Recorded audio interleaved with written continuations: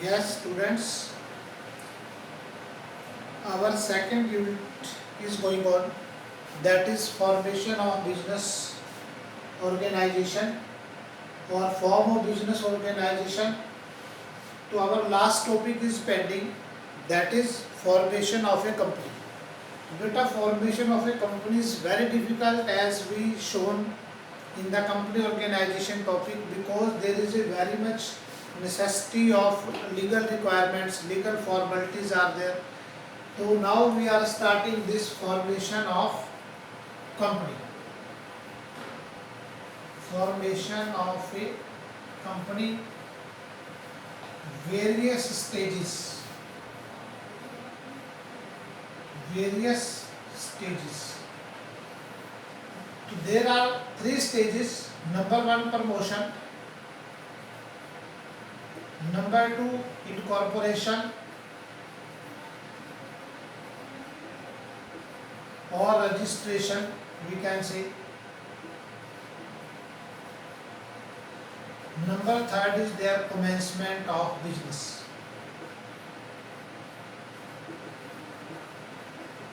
Commencement of business.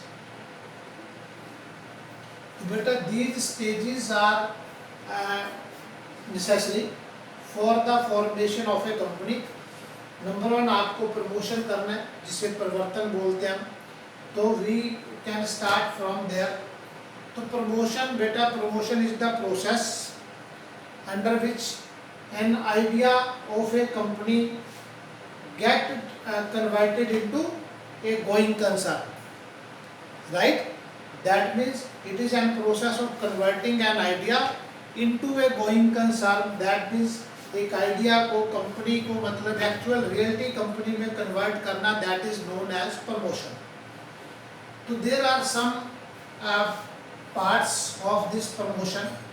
It includes number one, बेटा, discovery of a new idea. First one is there discovery of a new idea. Discovery of a new idea. Second one, बेटा, हमें देखना है यहाँ पे detailed investigation. Detailed investigation, assembling different factors, it is the next point. Different factors. और last one, report.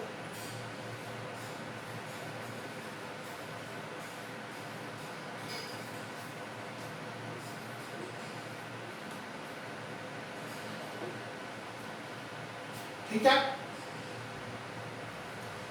बेटा, these are the four factors that are necessary for the promotion. Number one, discovery of a new idea, detailed investigation, assembling different factors, and preposition financing. Preposition of financing.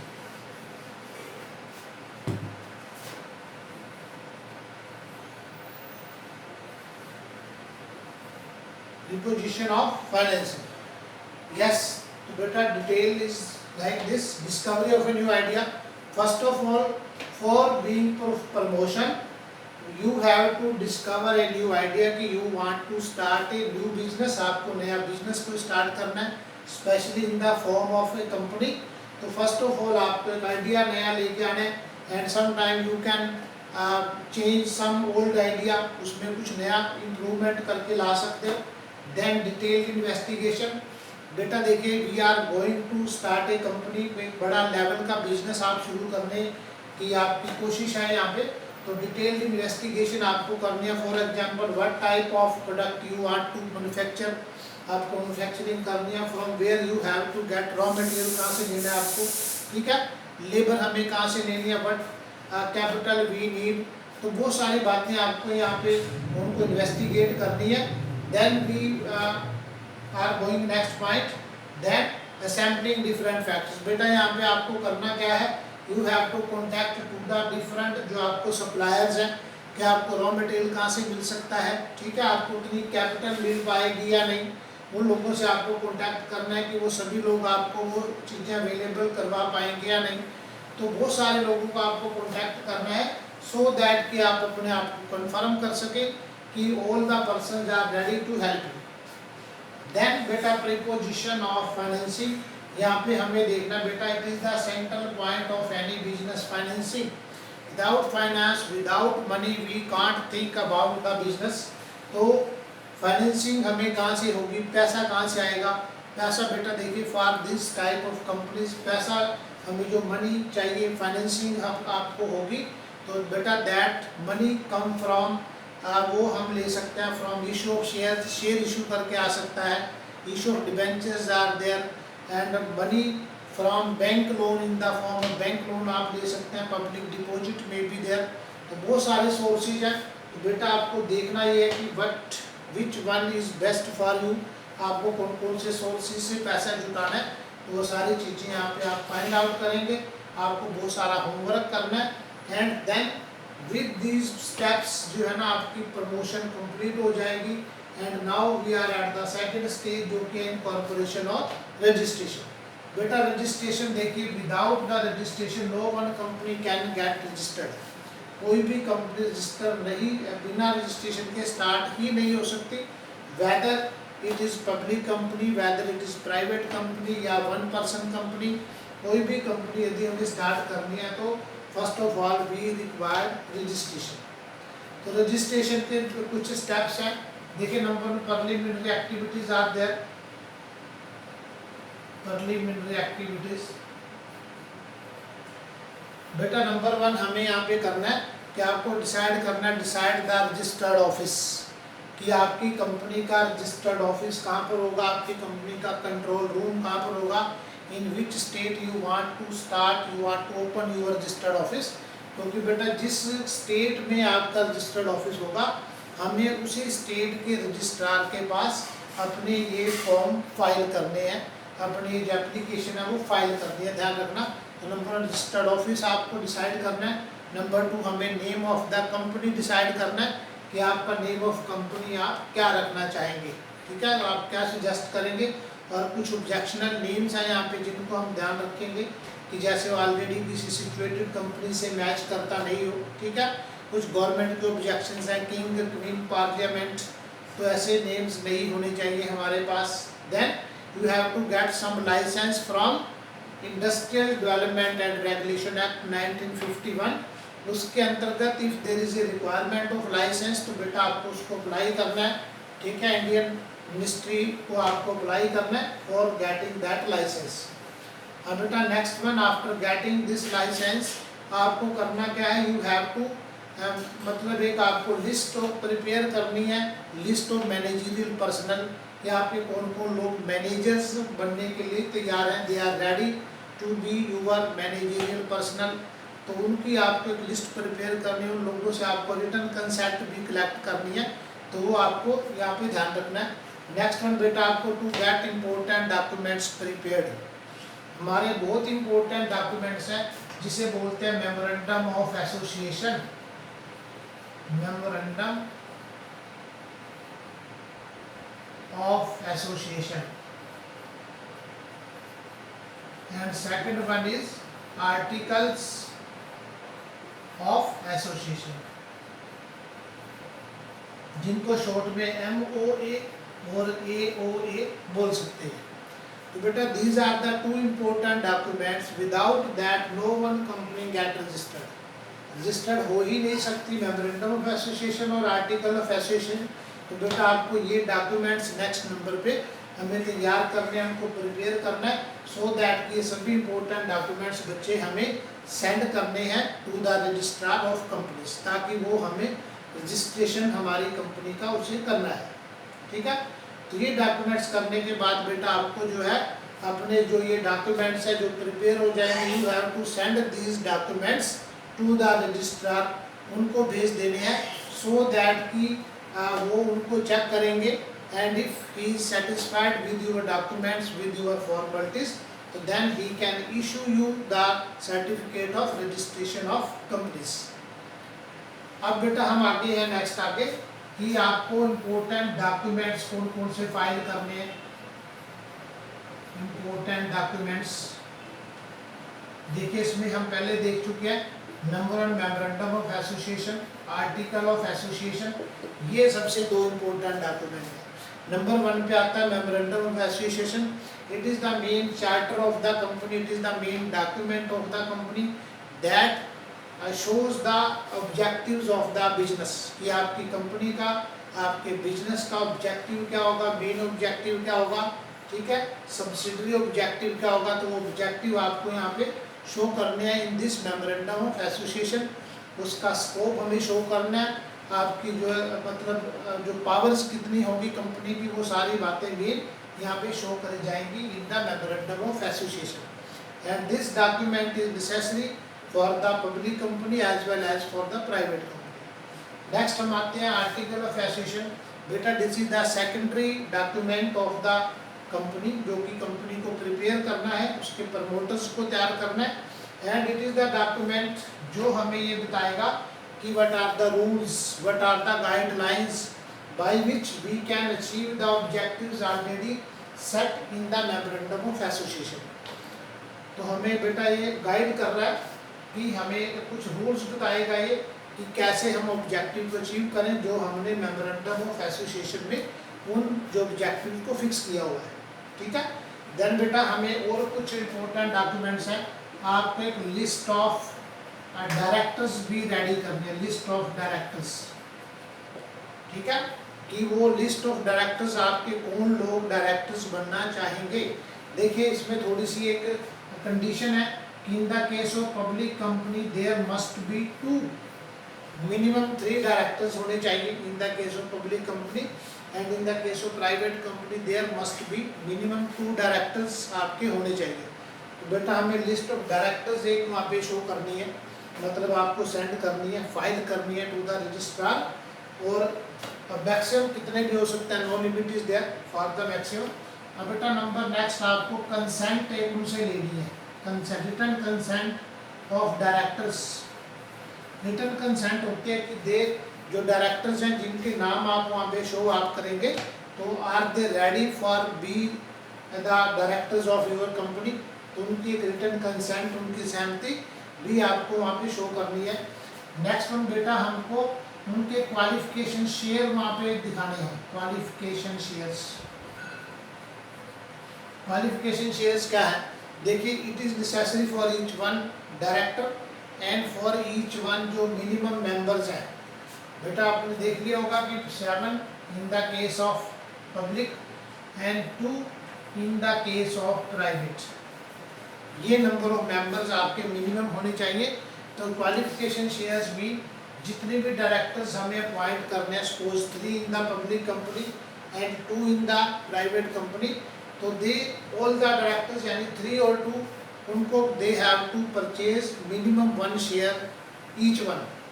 Her director को एक share कम से कम purchase करना है। And same necessary for this members also, public में 7 and private में 2 members. बेटा वो हमें कंफर्म करना है कि they are going to purchase these qualification shares. तो ये बेटा आप कंफर्म करेंगे कि वो क्वालिफिकेशन शेयर्स उन्होंने परचेज कर लिए हैं या वो करने वाले हैं, ठीक है। देन बेटा एक उनकी प्रेस्क्राइब्ड फी हमें वहाँ पे वो करनी है, प्रेस्क्राइब्ड फी यानी कि कंपनी के रजिस्ट्रेशन के लिए एक फ़ी है जो कि डिक्लेयर्ड है और that is may be change time to time. तो वो फ़ी भी आपको डिपॉजिट करनी है in the form of some bank draft. और बेटा नेक्स्ट वन जो है यहाँ पे एक है हमारा कैपिटल सब्सक्रिप्शन। इसमें हमें शो करना है कि what will be the total capital of the company, company की टोटल कैपिटल क्या होगी वो आपको यहाँ पे शो करनी है। एंड कितने कितने रुपीज़ के शेयर में वो डिवाइड है।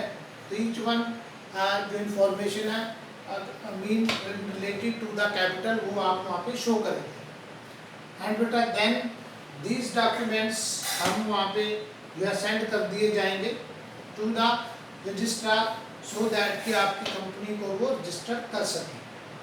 तो बेटा this is the main process, parliamentary activities and these are the important documents जो प्रिपेयर करने हैं for getting registered your company. And then we are coming, अब बेटा नेक्स्ट हमारा एक वो है, थर्ड स्टेप है। तो बेटा इतना कुछ करने के बाद, ठीक है, तो जो रजिस्ट्रार है फिर इज सेटिस्फाइड, तो आपको रजिस्ट्रेशन का सर्टिफिकेट इशू कर दिया जाएगा by the registrar. And now we are at our third point, जो कि आपका थर्ड पॉइंट है ये कमेंसमेंट ऑफ बिजनेस। देखो हमें क्या करना है, commencement of business, that means business को शुरू करने के लिए भी हमें एक सर्टिफिकेट की जरूरत है, ठीक है। There is a need of this commencement of business, जिसे बोलते हैं certificate of commencement of business. लेकिन this certificate of commencement of business is required only for public company. Public company को ही ये सर्टिफिकेट लेने की जरूरत है, otherwise for the private company there is no need to get this certificate of commencement of business. It means बेटा देखिए दो हमारी स्टेजेस हो गई है, प्रमोशन एंड इनकॉर्पोरेशन और रजिस्ट्रेशन। दीज टू जो आपकी वो है स्टेजेस है, these are required for private company. It means private company can start its business after these two stages, but public company के लिए ये थर्ड सर्टिफिकेट भी मतलब उसको वो करना, रिसीव करना, लेना है, then it can start its business. तो बेटा ये सर्टिफिकेट वो हासिल कर सकती है पब्लिक कंपनी। उसमें बेटा कुछ बातें आपको प्रूव करनी है कि जो क्वालिफिकेशन शेयर्स हैं वो परचेज कर दिए गए हैं by the directors as well as the minimum members. तो देन जो रजिस्ट्रार है वो ये सर्टिफिकेट भी इशू कर देंगे, एंड देन जो आपके कंपनी है it is get registered and you can start your business activities, वो आप शुरू कर पाएंगे।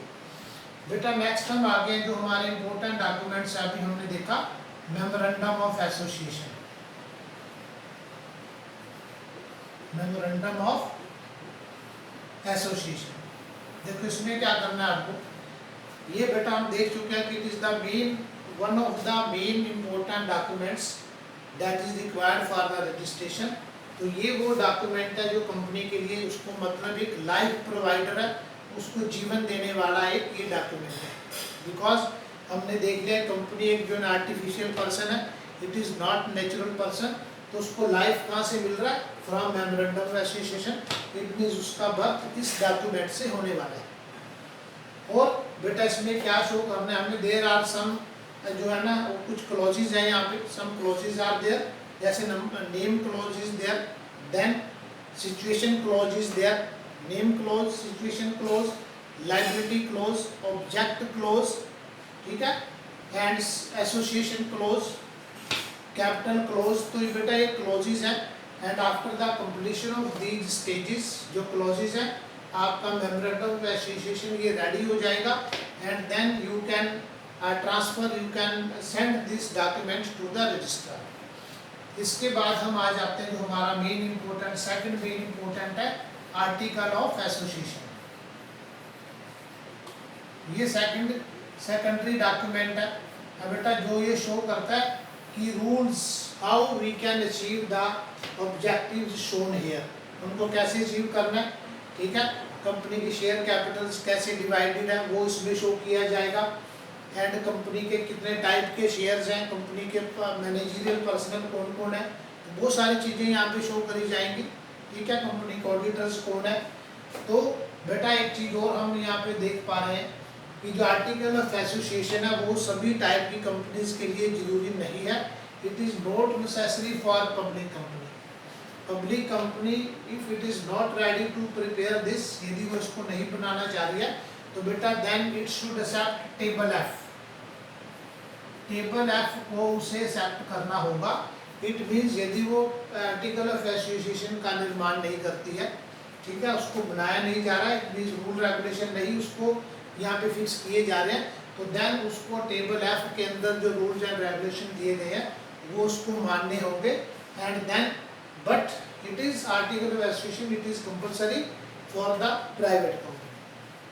तो बेटा इन दिस वे आपके ये दो इम्पोर्टेंट डॉक्यूमेंट्स रेडी हो जाएंगे। और इसका लास्ट जो हम देख पाते हैं एक डॉक्यूमेंट है प्रोस्पेक्टस। प्रोस्पेक्टस का बेटा ऑब्जेक्टिव होता है कि जो जैसे इन the case of public company it is necessary कि प्रोस्पेक्टस को भी आपको इशू करना है कंपनी को, और प्रोस्पेक्टस का ऑब्जेक्टिव ये है क्योंकि जो बेटा पब्लिक कंपनी है, एक इम्पोर्टेंट पॉइंट है यहाँ पे कि पब्लिक कंपनी जनता को इनवाइट करती है for the purchase of shares and debentures. केवल पब्लिक कंपनी ही जनता से पैसे ले सकती है, मनी कलेक्ट कर सकती है, पब्लिकली फाइनेंस ले सकती है, एंड नॉट फॉर जो अपना private company, it is not available to that private company.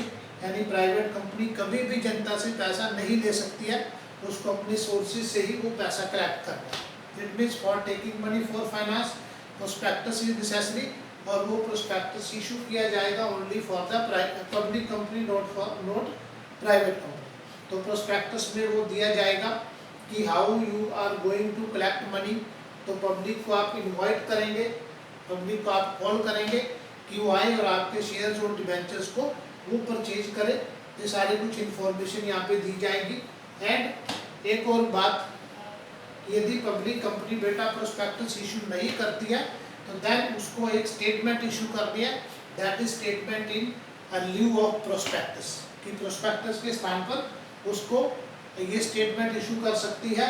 और यदि वो जनता से पैसा नहीं लेना चाह रही है और इन एनी केस वो प्रोस्पेक्टस को नहीं प्रिपेयर कर रही है। That is all about this topic. Thank you very much.